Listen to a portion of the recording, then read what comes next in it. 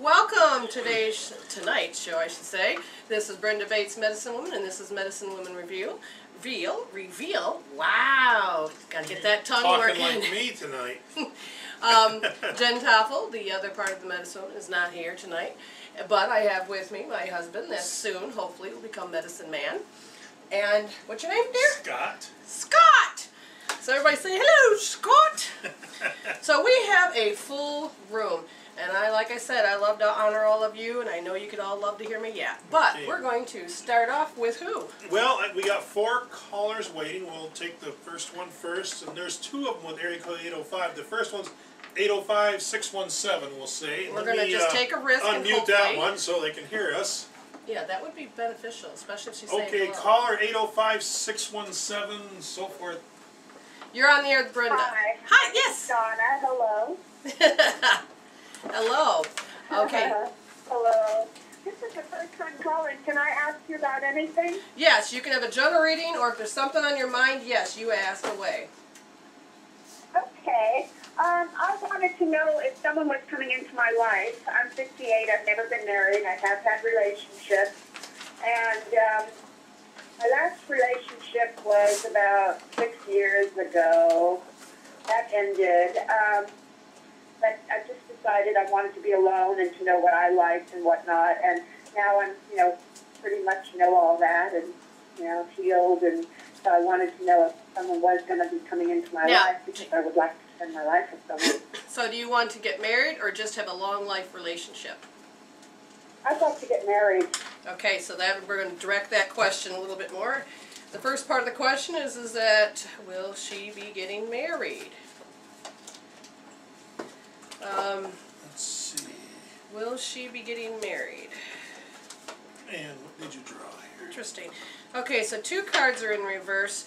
That means that there's some work that needs to be done. You are getting closer and ready, but that's just your, let's say it's your heart that's ready. But the rest of you, the old programming of, from what I can tell, is it looks like the part of you that's used to living alone. It's like the bachelor syndrome. When I came in to meet my husband, he was a bachelor for 30 years. It was a hard time for the transitioning, and some people have a hard time transitioning. So they're saying that to be expected by that, because you may be in a relationship and all of a sudden thinking, oh, this ain't going to work. But it's about that, not compromise, but it's about that part of you that if you're going to bring somebody in, you may have to make room for them. Are you okay for having, sleeping on half of the bed? Are you okay that they're going to be in your space? Bringing their stuff, they like to call, and bringing it and putting it in spaces that you like to call maybe decorated artwork. They're like, they'll move that, they'll do things, and so it's those moving in together and blending the two. My husband had such incredible habits that when I came into the household, he's like, okay, honey, do what you need to do. Well, first of all, don't touch my stuff. Yes. And his habits. He would put the trash right in front of the front door, and I couldn't stand it. Can you just put the trash outside? I mean, it was all ready to go out. It just needed to take that, open the door and fling it if you had to. So, it's the combining of those efforts, okay, that is going to really ask the question. I had a woman that says, oh, she was totally getting ready to get married, and then she met somebody, but she couldn't stand him because she wasn't willing to give up her independence. So we're going to go a little bit further, and we're going to say she wanted to know if this person, is she going to get married? Okay, let's see what the next one There's says. a lot of doubt that I feel that in your heart. Okay, so I drew out of a different deck. This is the Colette Baron Reed deck, the Chanted Map, and number 40 came up. It says, follow the leader. Every life is a teaching tool for others. Your authenticity and honesty are an example to those around you. You're being called to lead others by example. Your wisdom has been earned as a result of your bravery and the adventure of your life. The experiences of battles won and lost, places discovered, tears shed, and joy revealed have placed you in a unique position to be of service to others. Your suffering has been crystallized into a talisman of wisdom. Now you must share it. By being fully authentic, you'll Lead others into the light. You'll be required to divulge some things about your past so that you may help someone else. Lead with love. There's another message here as well. Look to those whose great character and accomplishments you admire. Emulate the leaders you respect. You will then, in turn, have more to offer. Okay, so what I'm actually looking at... Okay, what did you get out of that card he just read? What did you hear? Yeah, I mean, that's the part about knowing myself. And I have had a lot of suffering in my life. I've, had debilitating schizophrenia my whole life, and that's been very hard with, breakdowns and this and that. But I have learned a lot from it, and I've also learned to take care of myself. And I do have a lot of wisdom, and I have a lot to offer people because I can be authentic as who I am, and I have a lot of compassion and kindness, I think, because of all the hardships I have been through in my life. So yeah, I did get a lot out of that. Okay, because the other cards that follow says letting people help you. So do you have a support system? Do you have people that you have in your life? Yes, and family, sisters, yeah. Okay, because they're showing a pattern that it has to do with, not really letting people in and having, not an addiction, but it's having a picture of how you think it should look, and when it does come in, you may reject it because it doesn't look a certain way. This is called expectations instead of living with an expectancy, which is knowing that it's going to unfold. Now, when I asked the spirits, will you be getting married? Yes, because that's part of your desire. It is known in the brain that when it emanates energy, so if you're going to be a recluse, then you won't really bring people in. But if you're going to put yourself out there, then you will actually start drawing the people. And for instance, like my husband says, oh, women have no problem picking and finding men. I says, yeah, we do, because that's from a man's point of view. When I was such an introvert, I really couldn't draw people in. But now that I'm making myself out there, getting to know people, creating a platform, I have people that are just constantly asking me out or doing, so, and it's like, no, sorry, I'm married. So it is about, will you put yourself out there, not to get burned, but just to start to associate, to get to know people. I mean, Yeah. The internet, people are just like, oh wow, we like who you are. I do my best to be very authentic to who I am, so everything they see, there's no games, because I don't like games, but so it says yes, you will, but just beware. The fact is that some of these life issues that need to be resolved, and one of them has to do with having a chronic I just heard misdirection. So do you have people that influence you in the past, that influenced you not in a healthy way? Well, my last relationship, he was an alcoholic, and Oh. I was just miserable in that relationship. Okay, so now what they're saying is you have to look at your attraction factor. I grew up in a household where there was just abuse of every kind. And when I said, no, no, no, I'm not going to have that, and I grew up and I attracted some men in my space, they weren't alcoholics, but they were abusive in some other form. And I'm like, seriously? And all I knew was this particular type of person. And it is a template that you follow when you grow up. And that's your template of attraction factor of the relationships. I did a lot of healing, and I end up with the man I'm with today, which is 180 degrees different than any other man, because he loves comedy. They just love to laugh at you. He loves to play games. They like to play games without me. They love to drink, and he doesn't even touch any lick of alcohol or beer or any of that stuff. He doesn't mind a drink here and there. He's not a prude. So he loves comics and sci-fi. He loves computers. He loves to talk. He loves to let me be me. The biggest thing that was hard for me was, I'm like, because I asked God, I said, all right, I'm ready to get married, bring a person in, and 2 weeks later, I'm out on a date with him, and I'm like, seriously, where is all the attraction? Now, he's a handsome guy. He's funny. But I was used to, he takes offense to it, but I was used to having to put up with somebody that didn't like me, that just pretended. They just glad I was in their life, but temporarily. And I said, that's it. Here he was being kind to me. I had no place to sleep that night, so he let me sleep on the couch. And what was nice about this is in the morning, he's in the kitchen, and all I can smell is pancakes. I thought it was food that gets a man, you know, like the woman makes food and go through his stomach and get a man. No, he made me pancakes, and I was trying to pretend like I was sleeping, but I'm like, what is he seriously doing? Because nobody's ever really did anything kind for me. And finally I said, that's it, God, you better dang well tell me, why did you choose him? And as I turned to look, it was like all of that attraction factor crap that I had attracting, it just fell away. One, he let me be me. He encouraged me to be me. He adored me. We just had fun. He didn't take advantage of me or nothing. And it was like, wow, I had not a pathway of this type of person in my life. I watched every other woman have it, and thinking, oh, I'd like that. Well, I didn't have one for me. And I never really had it in my close family relations. So I had to choose to start to get to know him. And any issues that come up, I just healed them away so that I could bond with him more and more. So I hope you understand that you're used to a particular thing to draw into your space.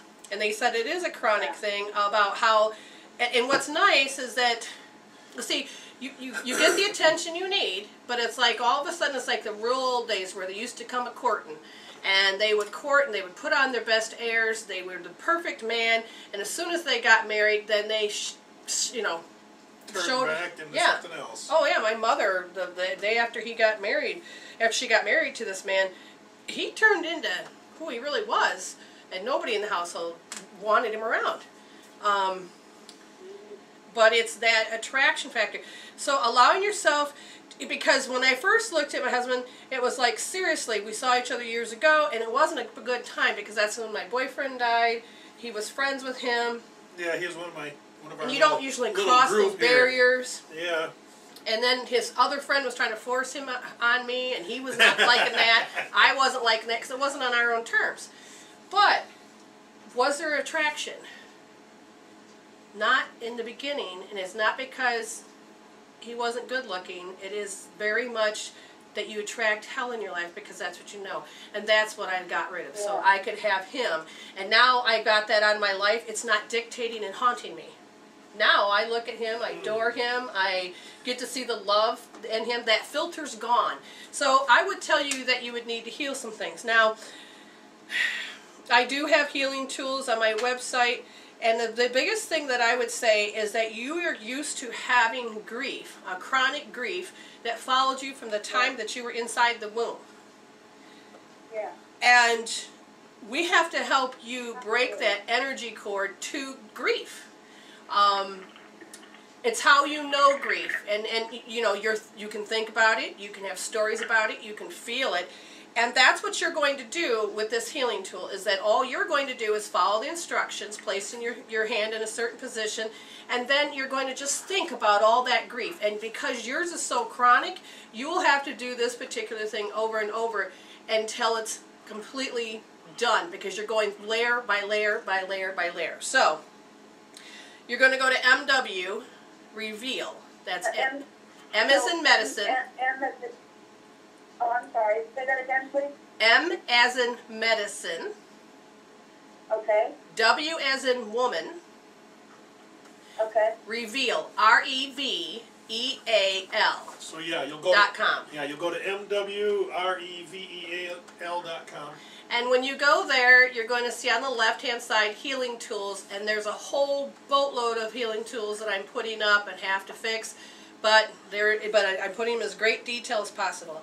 You're going to go to Hope Therapy. This is one of the fastest ways that actually help your brain to resolve issues and to rewire itself and to get you out of repeating that grief mode. You're going to end up holding R1D. R is in right wrist. 1 is in the number 1, first position on the wrist. And then you're going to push your thumb in deep. So it's R1D. And then watch the video. It'll tell you where to place your hand and all this. But you already know what you're going to think about. You're going to think about the grief. You're going to think about how it's chronic, how you yearn for something other besides the grief. Really get heavy in the yearning. The sadness. Oh, you're so right, because even when my mom was dying, there was so much grief, and then it piggybacked all the grief in my life. Yes. And then somebody would die, I would have all this grief. Oh my God, Yes. it was unbelievable. So now you know exactly what to look at, because it's just going to propel you to look at all these layers. And you're going to look at anguish, and you're going to look at how it makes you have cloudy thinking. And literally, you're going to just allow yourself, because you have so many layers, I want you to take that first group of feeling that you sit down to heal, put it on a scale from 0 to 10, give it a color, and then just sit there and think in that position of the healing thing. And then all of a sudden, you'll start to feel it come down. And it may feel like it's gone. But I will tell you, because I see the many layers of loss, then, you know, all of a sudden you'll be happy, you'll be walking around, you can't think about it anymore, and then all of a sudden you may get an email that have grief. Somebody could be showing their grief to you. It's going to come from every angle. Hit it while you can. Don't waste it. So then you go back to R1D, and you think about how that grief is somebody else's that's in your face. Okay? And grief on the news, the election of the grief. I mean, there's grief everywhere. But it all depends on how you know it and give it meaning and how familiar it is to you. You keep going back and keep putting it on a scale from 0 to 10, give it a color, heal it all the way down to 0 and white. You keep doing it, and you'll start helping your brain file away all the stuff it needs to do, and all the negative emotions will just start falling aside. Okay? Oh, And wonderful. Because the body is so complex, you may need me as a soul coach. You just look on there for my contact information and set up the appointment. You know, and it shows how much I charge and everything. But I trust that you can begin to do this process on your own. I know you can. And I'll send you light and love on the matrix. You just reach up when you feel like you're depleted and say, okay, I'm taking that energy, and just bring it in, okay? Yeah. All right, so you go do the healing and get done, and then come back and contact us again and let us know what's going on, all right? Oh, most definitely. Well, thank you so much. And, you know, what I really like about the relationship with you and your husband is that you appreciate each other, and that's just so beautiful. I just wanted to let you know that. Yeah, thank you. We learned how to get there, especially healing our health, so that we didn't have all that crap to be in our way. So we have learned how to be appreciative of one another. Plus, I did another therapy on that one too. But anyway, thank you, dear. All right. Well, I definitely will go to nwreveal.com and do all that. And thank you very much. All right. Thank you, dear. All right. Namaste. And what we want you to always remember to re-listen to the archives that's on Blog Talk Tindeck, and as well as on YouTube, because I videotape each one of these shows. So if you go ahead and click, we'll say area code 805. You're on the air with Brenda and Scott. Hi there. Hi. How can we help you? I was wondering if I can get a general reading. You bet. Okay, a general reading is anything that the soul thinks that you need to heal or create closure to so you can have a better life. They're saying that you're used to suppressing who you are. It's like you close down and almost don't want to show that side of yourself. I think a long time ago you were taught that nobody's going to want to hear it, nobody's going to want to see it, and if they did see it, they may criticize it. Does that sound familiar so far? Yes. Okay, and they're saying that this suppressed part of you, it's the strategy of how you suppress your part, is that they really want you to notice, because you can sit there and do positive thinking all you want, and you can do affirmations, but it's the strategy. It's that moment that you're triggered to go into that and you don't even know it. It's called cueing or triggering. Like my husband will say, okay, and then all of a sudden I'm up and I'm walking around and I'm thinking, crap! I go, would you stop that? You know, and we've learned to know each other quite nicely. Plus, you can heal those the strategy and the cues. So they're saying that seems to be the biggest thing that stops you from really allowing yourself to be authentic in the relationship. You're doing your best to be who you are in the relationship, but for some reason you get lost. Is that about right? Yeah. And it can be any relationship. It doesn't even have to be with the mate that you want to be with, but friends, co-workers, even in the family. It's like you learn to correct yourself so that they will not be mean to you. Does this make sense? Yes. Do you have brothers and sisters? Yes, I do. Because what I'm seeing, and the reason I asked that, is because I can't tell if it was your brothers and sisters or if your parents, but somebody, there was always a correction process, and there could have been some form of yelling, to the point where you stood there and go, okay, I'm not doing that. Okay, oh, they're happy. Okay, I can do that. So you did like wrote your manual for living so that you can feel like it's safe in your own household. Does that make sense? Mm-hmm. Okay, so this is a particular thing that they are really concerned about because it really stops you from having your purpose, to being bold and just having a voice. Do you have like a music ability, like singing or something to do with harmony? Yeah, I can sing. Okay. Do you use it?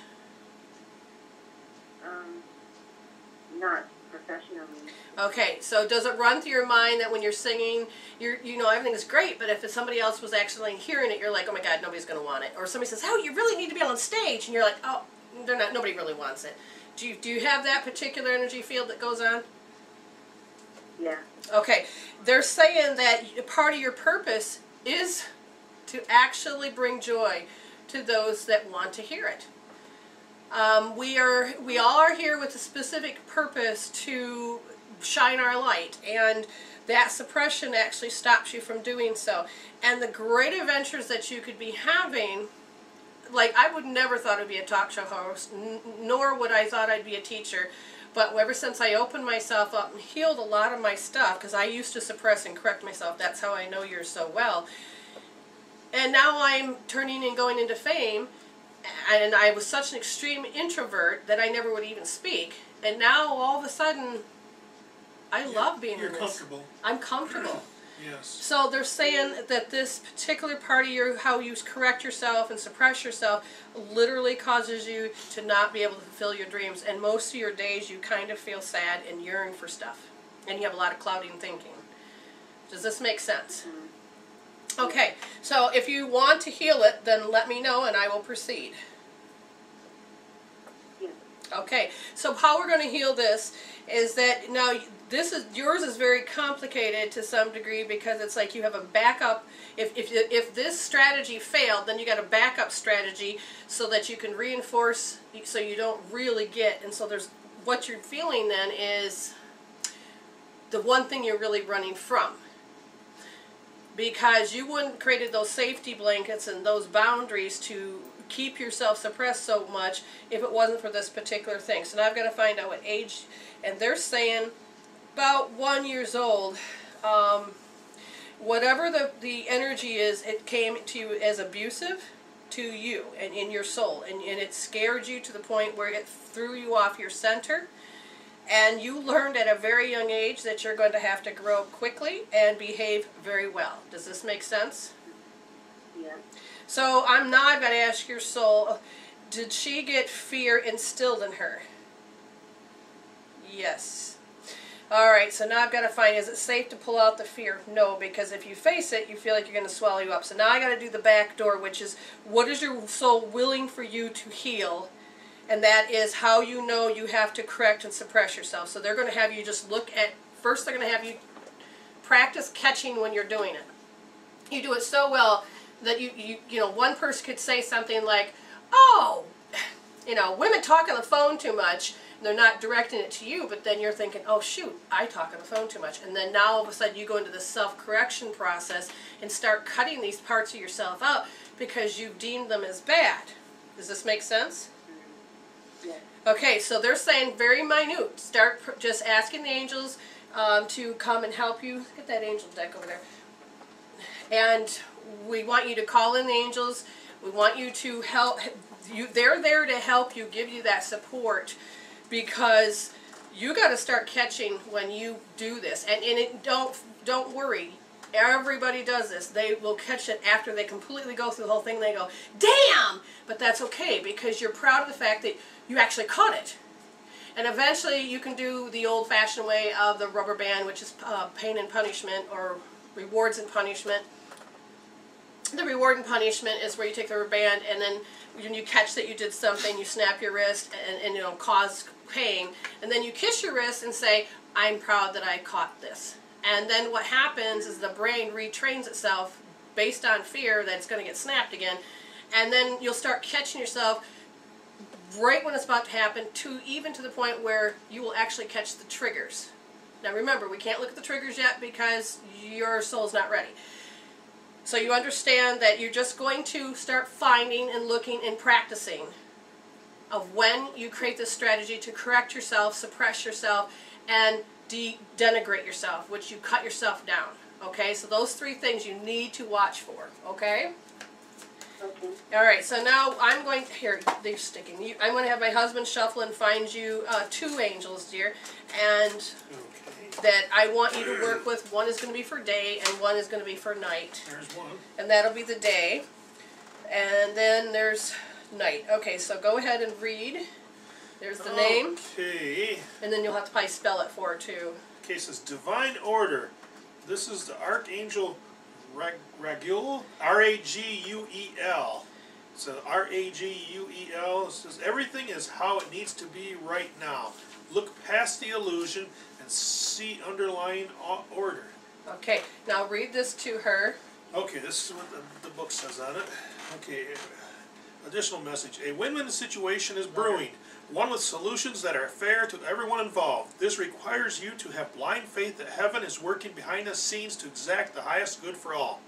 Ask me to buoy your faith as if it wavers. Use positive affirmations and prayers to keep your spirits high. Above all, make sure that your conversations about the situation involve positive and optimistic words and phrases.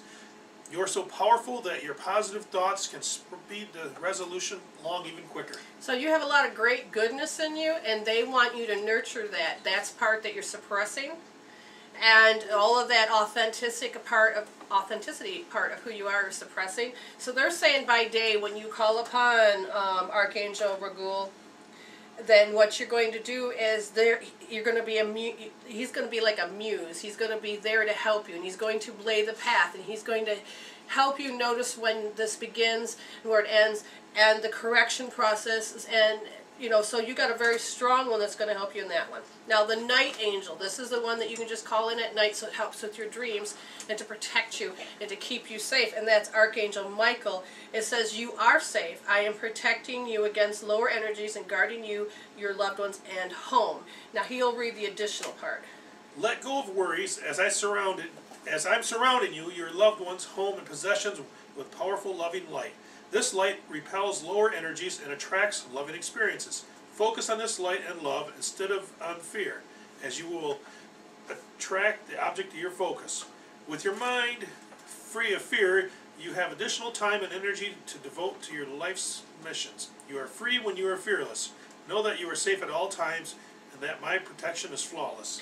Now, they're also saying that if you want to call them both at the same time, 24 hours, but just kind of make sure you focus and give them attention, you'll always be protected while the other one helps you with the divine order. And at night, just say thank you as you're sleeping, that you are able to heal this, and it is healed, and thank you for showing you what the strategy is, and to help you face these fears. Now, how you're going to heal further is R3D. You're going to go to mwreveal.com. M is in medicine, W is in women, reveal.com. Go under healing tools. You're going to look under hope therapy, and your code is R3D, because the process that you do is that without realizing it, as soon as the trigger hits that somebody complains and you're like, oh shit, that's me, you don't realize you say that, but out of the 41 thoughts per minute we do, and then we go into what a checkout. You just kind of check that authentic piece of you out, and as you start to check it out, then you start to stutter, stammer, can't remember things, you start to suppress, deplete, feel depleted, and you start cutting up your dreams.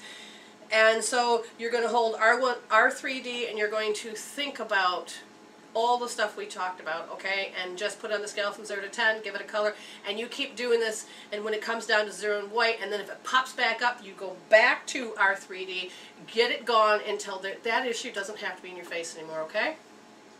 Okay. Alright, so again, look at the archives. I do videotape them. They will be up online. You look under youtube.com, Medicine Women Reveal. okay? Thank you so much. All right, thank you. Keep in contact, all right? Area code 228. Area code 228. You're on the air with Brenda and Scott. Hello, how are you? Good, how are you? I'm fine. My name is Shirley. Hi, Shirley. How can we help you? I was interested in a general reading. You got it. Okay, so did you hear the last caller's reading where it's, it's whatever your soul wants to bring up to help you heal your life? Yes, I did. Okay, now there's a lot of stuff, and it looks like that I see all these little spinny tornado things, and it's like it's all these people's crap that seem to be whirlwinding towards you. So do you have a lot of emotional people that seem to gravitate to you? Yes. Okay. And what's interesting is that they're short, so I'm assuming that they're lower energies or they're kids. I can't tell the difference. Yeah, a lot of kids, yeah. Okay. Okay, so, and your heart goes up to some of them, but you're also feeling drained. And it's okay to feel this way, and this is where you have to admit something to yourself. And once you heal that out, it's good. I was taking care of my mother for 4 years, and it was getting to the point where it felt like a burden. I didn't have a life. You're talking about a 19 or 20-year-old girl, I think it was 21, I don't even remember now, that took care of her mother, and as she's doing so, she can't go and do anything. It got to the point where all that love, and I was living her life. I was doing my best to keep her alive, but it actually, I had lost my identity. I had lost who I was, and that part of you starts to awaken. And so I had to heal the shame that I thought, oh my God, I'm making my mother feel like a burden. All the selfishness, just because I want to not do this today, and I had to get that out of my space in order to forgive myself. But it's a natural feeling process that our soul does to push us forward out of the repetitiveness that we put ourselves through. So, well, so what I've said so far, does it make sense to you? Yes, it does. Okay. Now, one of the things you do that they're very concerned about, and that's the angels and guides, is that you go into an alarm state. Are you very protective? Am I very protective? Yes. Of my loved ones? Yes. Yes. Okay, so does that mean you worry? Yes. Okay. Now, that attraction factor brings people in to give you stuff to worry about. You train yourself to worry, which actually, now I've got to figure out why did you need to learn to worry? And they said you started doing it inside the womb because that was part of the mother's energy pattern, plus the genetic pattern, plus your soul's pattern. So you were taught that that's what a human being does, is supposed to worry, because that means you show love. And in this case, in this era and generation, no, worry is not to show love. Worry actually starts to kill the body off, and it actually starts destroying friendships and relationships, because then you become too overprotective. Does this make sense? Yes. Okay. Now, the fact is that people look to you, and if you don't worry, do they think that you don't love them? I never looked at it that way before, but yeah, maybe so. Yeah. Because they're showing me to come up with a solution, Right. It's like they're showing me you're sitting there, like, let's just say reading a book and having a cup of coffee. You're just relaxing, and they're in the space with you, but they're like, they feel like your energy, that's like they can't feel it. Like, where is she? And so they don't think you are showing the love back. It's like that's the only way they expect you to show love. Now, you could show love by cooking, cleaning, taking care of them, buying stuff, reading to them, showing affection. But the main thing they bonded with you was worry. And so when you learn to actually pull in your energies, you've pulled it in so far, they can't feel your connection. And so they tend to worry, which then starts to motivate you. It hits a trigger in you, which motivates you to start doing a certain behavior. But you're actually getting burnt out by it from what I can see. Does this make sense? Yes. So one of the things that I learned to do, because there's like a lot of healing tools I can help here, but one thing that I had to learn as a very young mother, my kids are running around. There was a 4 and a 2-year-old. And every time, I mean, for 4 years straight, no matter when I went to the bathroom, I had my back turned, I was cooking supper, I would have them whining because they didn't think I was bonding with them. And I'm like, seriously? And so then I had talked to one of my teachers, and one of my energy healing teachers taught me to take and put out the energy cord, because we all have entanglement cords.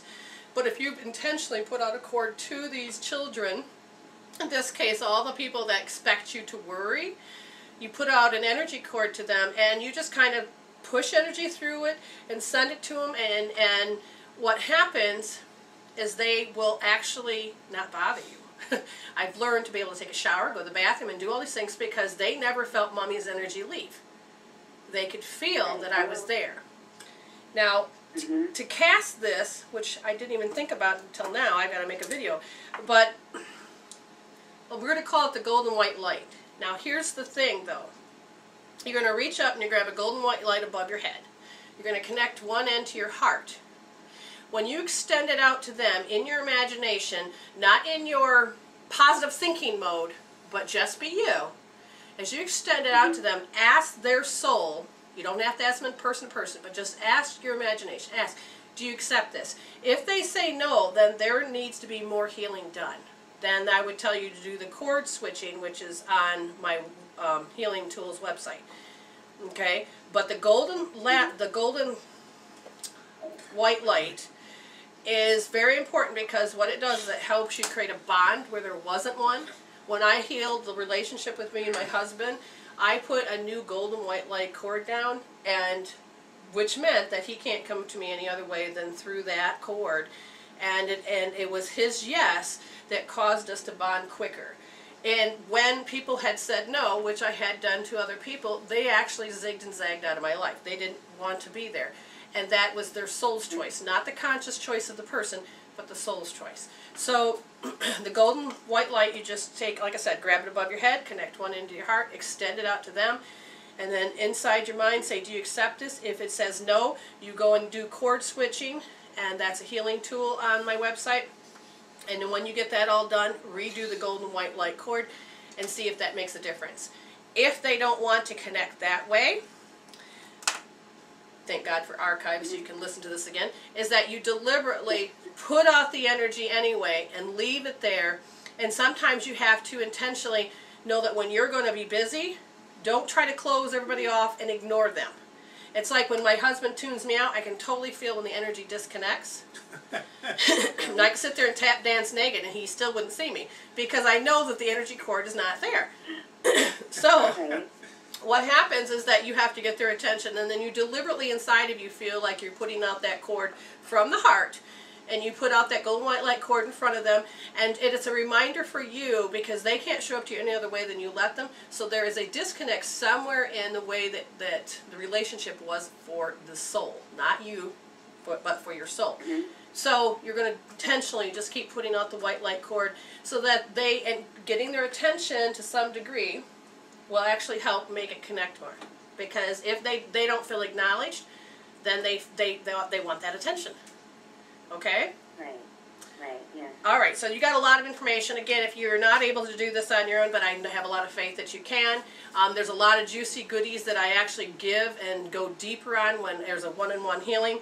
And you can find all this in the Healing Tools on mwreveal.com. And that is, yep, M is for medicine, W is for women, and reveal.com. And you look under Healing Tools. Like I said, the golden white light one is not there, but I will put it up. I got to make one first. And then you'll find the cord switching one. Okay? Okay. Cord switching. Yes. All right.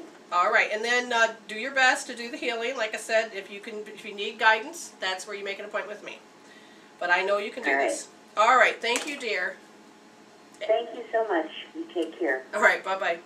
All right, we're back as promised. 785, you're on the air with Brenda and Scott. 785, you're on the air. Did I do it wrong? No, you did it ahead of time. Oh, yes, it's you. Hello. Hi. Hi. Thank you for taking my call. You're welcome. And how can we help you, dear? Well, I have a question. a weird question, but my cat's actually been missing for a while, and I want to know if you can help me with that at all. Okay, so the first thing I want you to do is focus on the cat. Because there's always a billion kitties I can actually definitely tune into. So focus on your cat. Is it a tom cat? No, it's female. Female. Okay. Okay. And has it been neutered? I guess she has been fixed. Fixed, yeah. Yeah. I said it wrong, didn't I? No, you said it's, Okay. it's either word's usable. All right. So now as I look at this, right now I'm asking, is there anything wrong with the cat? It says no. Is the cat lost? No. Does the cat intentionally knew where it went? Yes. I see. I know what's interesting is I see it's scouting. It's hunting, but now is it usually an outside cat? No, she usually stays inside, but she recently, this past year, I've been letting her go outside. Okay. They're showing me the picture of when we had a cat that had always lived indoors. So it was like maybe, how old was, I can't remember. Lenny? Yeah. Was it Lenny or? Yeah, Lenny. Okay. I don't remember how old Because he was. Murphy. Murphy, that one, okay. Okay, which one? Well, anyways, somebody brought him over, and he never saw outside before. My husband, we had like 6 other cats, but this one got to stay inside because he was a prince.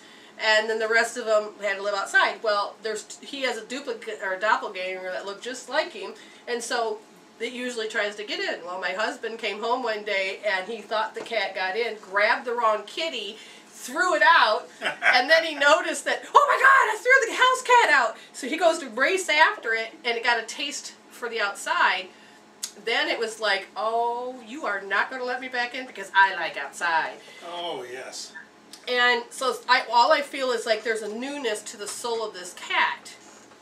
And I feel like it's learning to prowl and smells that it's never smelled before. And that is what I'm getting right now. So I'm going to take another deck of cards. So we're going to just ask another set of angels. Focus on your cat one more time. And let's see, Scotty, read that one. It's a Number mountain. 6. Okay, let us see here if I get to the right page. Mountain. You have the capacity to flow around any obstacle. This is the time to adapt. There is an obstacle to your inquiry. This is not the time to move forward. Wait a while, be patient, and a way around the mountain will be revealed. Pushing forward isn't in your highest good. Don't try to climb too high to grasp the prize that seems out of reach, because it is, for now. If you exceed your limits, you'll find yourself tumbling down and you'll get hurt. Remain open to a new possibility rather than stubbornly forging ahead. Okay, so what this is referring to is that right now I feel the energy of cat just being lively, investigating, but it's the process of your thinking pattern that throws you off because have you told this to your girlfriends and all they did was give you horror stories? Yeah. Okay, this is what you got to consider the source. Sometimes they're not horror stories. Sometimes you don't have to. So you could consider the source and say, okay, I'm going to trust. But this projection happened so that you can heal something specific. Okay? There's no proof of any death. All I can feel is very alive. But somewhere in your past, you felt this great loss because you got this connection with this animal. You had this connection with a human being. No, you had it with another animal. Oh. Wow. Did you have an animal when you were younger? Yes. Did you treat it like a brother or sister or some type of human form? Not really, I guess. I don't think. Well, it's or anything like that. Okay, this animal that's coming through says, well, I felt like a human. So, in a way, the cat has an attitude that it felt like you treated it with great love like you would a human being, and it felt that. So, when that animal, how did it pass on?